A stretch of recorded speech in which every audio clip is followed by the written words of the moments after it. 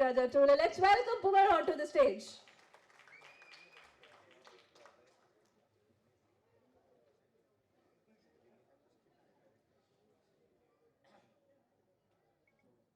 எல்லாருக்கும் வணக்கம்.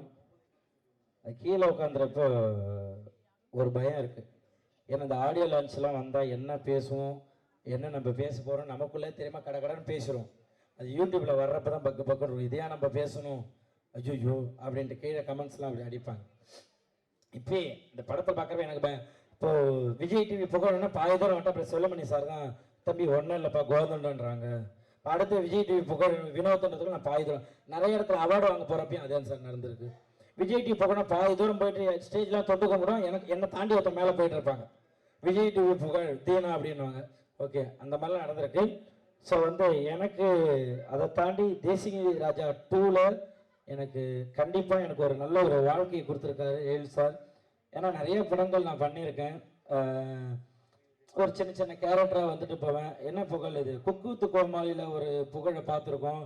அப்படி உழுந்து ஒரு விஷயம் பண்ணுறீங்க. ஆனால் சினிமாவில் ஒரு அந்த அளவு ஒரு இது இல்லைன்னு சொல்லியிருக்காங்க நிறையா. பட் இந்த படம் எழில் சார் எல்லாருமே சொல்கிறதான், அவர் நம்மளை நடிக்க விட்டுருவார். நீங்கள் என்ன வேணால் பண்ணுங்கள், சூப்பராக பண்ணுங்கள், நான் பார்த்துக்கறேன்னு அவர் 2 வார்த்தை தான் அங்கேருந்து வரும். மானிட்டர் முன்னாடி உட்காந்துப்பார். ஒரு ஆக்ஷன், ஒரு கட்டு, இது 2 தான் சொல்லுவார். வேறு எதுவும் அவர் சொல்ல மாட்டார். நாங்கள் மாட்டு நடிச்சுக்கிட்டே இருப்போம்.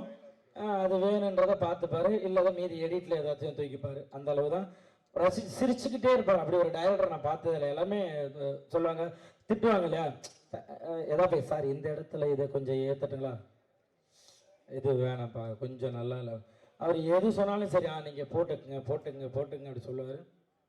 அதே போல் லேடி கெட்ட படம்னு எனக்கு ரொம்ப ஆசை. ஏன்னா லேடி கெட்ட மூலியமாக தான் எனக்கு ஒரு நல்ல மேடை கிடச்சிது. ஸோ என்கிட்ட இல்லை பக்கம் லேடி கெட்ட பண்ணோம் அப்படின்னா ரொம்ப சந்தோஷம் சார், கண்டிப்பாக பண்ணுறேன் சார் அப்படின்றான். அதே போல் விமல் சார் நான் ஆக்சுவலாக சினிமாவுக்கு வந்ததுக்கப்புறம் நான் பழகினதில் எனக்கு ஒரு 2 பேர் டெய்லியும் பேசிப்போம். மாதத்தில் ஒரு 25 நாள் 30 நாள் ஜாலியாக பேசிக்கணும் அப்படின்னா ஒன்று சசிகுமார் சார், இன்னொன்று விமல் சார். சும்மாவே ஃபோன் பண்ணி ஜாலியாக பேசிப்பேன். என்ன தம்பி என்ன பண்ணுறீங்க, எங்கே இருக்கீங்க, சாப்பிட்டீங்களா அப்படின்ட்டு விரும்பி பேசுவார். சசிகுமார் சார் 2 பேருமே அவ்வளோ அந்த ஒரு போட்டி பொறாமை எதுவுமே கிடையாது. யார் வந்தாலும் சரி அவங்க கூட ஜாலியாக பழகக்கூடிய வருது. அந்த அளவு வருது. அவர் கூட பழகந்து ரோபோ மாமா ஜனா ப்ரொடியூசர் சார் அன்றைக்கி ஷூட்டிங்க்கு வந்திருந்தார். என்ன வந்துட்டு போகிறார் ப்ரொடியூசர் சாரே வந்துட்டு போகிறார், என்ன விஷயம்னு கேட்டாங்க. என்னையும் ரவிமரியா சாரையும் பார்க்க வந்தாங்க. இல்லை டீசர் ஈவினிங் 6 மணிக்கு ரிலீஸ் ஆகுது, ஸோ அதான் சும்மா அப்படியே உங்களை பார்த்துட்டு சொல்லிட்டு போகிறேன். அப்படி ஒரு ப்ரொடியூசரை நான் பார்த்ததே கிடையாது. அங்கே ஒரு இடத்துக்கு முருகன் அண்ணனை கூப்பிட்டு பார்த்து இந்த மாதிரி ஒவ்வொருத்தங்களையும் பார்த்து எல்லார்ட்டையும் பேசி இந்த மாதிரி படம் ரிலீஸ் ஆகுது, சூப்பர், நீங்களாம் தான் சப்போர்ட் எல்லாமே இருக்கணும்னு சொல்லிட்டு ஒருத்தராக சின்ன ஒரு ஆர்டிஸ்டாக இருந்தால் கூட அதை சொல்லிட்டு போகிறது. Producer sir thank you so much sir. சொன்ன மாதிரி அந்த ப்ரொமோஷன்லாம் போயிட்டு இருந்தப்போ எல்லாருக்கும் சாப்பாடுலேருந்து எல்லாமே நீங்கள் எங்கே வேணால் சாப்பிடுங்க, அவங்க போட்டோம் காரை கொடுங்க இது பண்ணட்டோம் எல்லாம் அப்படி பார்த்துக்கிட்டீங்க. Thank you so much. அதாவது ரவி சார் சாம்சன்ஸ்லாம் ஸ்கிரிப்டை வாங்கிக்கிட்டு புகழ் நீங்கள் இந்த இடத்துல இதை போடுறீங்களான்னு ஸ்கிரிப்ட் ஒர்க் பண்ணிக்கிட்டே இருப்பார். அவர் என்ன ஒரு பேப்பரை கொடுத்தாலும் அந்த பேப்பரை 20 பேப்பர் ஆக்கி எழுதிக்கிட்டே இருப்பார். நம்ம ஒரு புதுசாக வளர்ந்து ஒரு விஷயம் ஒரு சின்ன பையன் வரேன் எல்லாருமே கை கொடுத்து அவ்வளோ அழகாக இல்லை நீங்கள் இந்த கவுண்டர் போடுங்க நீங்கள் போடுங்கன்னு எல்லாருமே வாங்கிட்டாங்க. ரொம்ப உங்ககிட்டலாம் ஒர்க் பண்ணுறது எனக்கு ரொம்ப ஹாப்பி. தேங்க்யூ ஸோ மச் எழில் சார், உங்களை மறக்கவே மாட்டேன். ஏன்னா எல்லாருமே கேட்டுன்னு இருந்த ஒரு வார்த்தை, புகழ் நீங்கள் சினிமாவில் எப்போ காமெடி பண்ணுவீங்கன்ட்டு நிறைய கேட்டுகிட்டே இருந்தாங்க. அது எல்லாருக்கும் பதிலாக இந்த தேசிய ராஜா 2 இருக்கும்னு நான் கண்டிப்பாக நம்புகிறேன். அப்படி தான் எல்லாம் ஒர்க் பண்ணியிருக்கோம். எல்லாருமே இதில் ஒர்க் பண்ண எங்களுக்கு சொல்லிக் கொடுத்த அசோசியேட் டைரக்டர், அசிஸ்டன்ட் டைரக்டர். ஏன்னா ஒரு படம் வெளியில் வருது அப்படின்னா அதில் உழைக்கிறது அவ்வளோ பேர். ஏன்னா நம்ம ஈஸியாக ஒரு நிழலுக்காக மரத்தை தேடி போவோம், ஆனால் அந்த மரம் வெயிலில் நிற்கிறது யாருக்குமே தெரியாது. அந்த மரம் அதில் பின்னாடி ஒர்க் பண்ண அத்தனை பேருமே இந்த படம் ஜெயிக்கணும்ன்ட்டு எல்லாருமே ஒர்க் பண்ணுறது, இந்த படம் ஜெயிக்கணும். யாருமே அப்பா இந்த படம் இவ்வளோப்பா இந்த படம் ஓடக்கூடாதுன்னு யாருமே நினைக்கப்படுறது கிடையாது. எல்லாருமே படம் ஓடணும், ஜெயிக்கணும், மக்கள்கிட்ட போய் சேரணும் அப்படின்னு தான் உழைக்கிறது.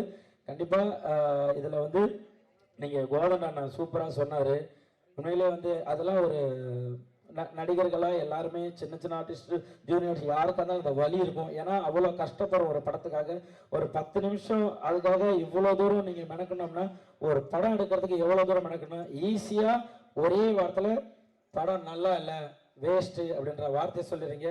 இதுக்காக ஒரு லைட்மேன் ஆகட்டும், ஒரு ப்ரொடக்ஷன் ஒர்க் பண்ண, ஒரு தண்ணி எடுத்துகிட்டு வந்து ஓடியார் ஆகட்டும், அவங்க வீட்டில் அவங்க குழந்தைகிட்ட சொல்லுவாங்க, இந்த படத்தில் அப்பா ஒர்க் பண்ணியிருக்கேன், இந்த படத்தில் நான் தான் லைட் போட்டேன் அப்படின்னு அவ்வளோ பேர் ஒர்க் பண்ணி ஒரு 60 நாள் 7 நாள் எடுத்து எடிட்டிங் போய் அதெல்லாம் முடிச்சு ஒரு படத்தை தேட்டரில் எடுத்துட்டு வர்றது வந்து அவ்வளோ பெரிய விஷயம். இதை ஈஸியாக சொல்லுறீங்க படம் நல்லா இல்லைன்னு. அண்ணன் சொன்ன மாதிரி மக்கள் போய் பாருங்க. நீங்கள் நல்லா இல்லை, புகழ் நல்லா நடிக்கல அப்படின்னா கண்டிப்பாக எல்லாருமே மாற்றிக்கிறோம்.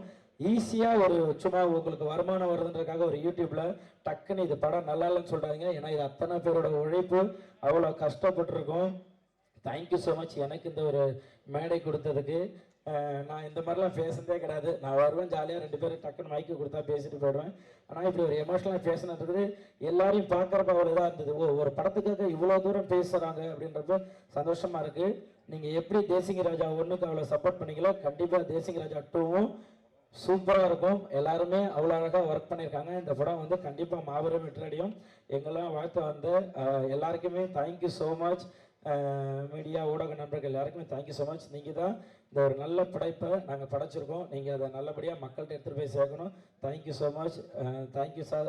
எங்களை வந்து வாழ்த்து வந்த சொல்லுமணி சார், உதயன் சார் எல்லாருக்குமே thank you so much. Love you. Thank you thank you thank you. Through out the film நீங்க வந்து அந்த வாய்ஸ் மெயின்டைன் பண்ணி, அந்த கெட்டப் மெயின்டைன் பண்ணி ஒரு சூப்பரான ஒரு எஃபர்ட் கொடுத்துருக்கீங்க.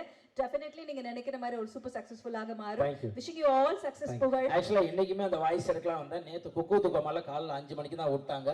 அதனால் எனக்கு இந்த பொனந்தினி சார் வாய்ஸ் வந்துருச்சு. இல்லைன்னா நான் அழகா லேடிஸ் வாய்ஸ்லேயே பேசலான்னு சார் வந்தேன். Thank you so much. Thank you. Success மீட்ல பேசுங்க. கண்டிப்பாக பேசுகிறேன். அதுக்குள்ளே வாய்ஸ் ரெடி பண்ணிடுறேன். Thank you so much. அடுத்ததாக இந்த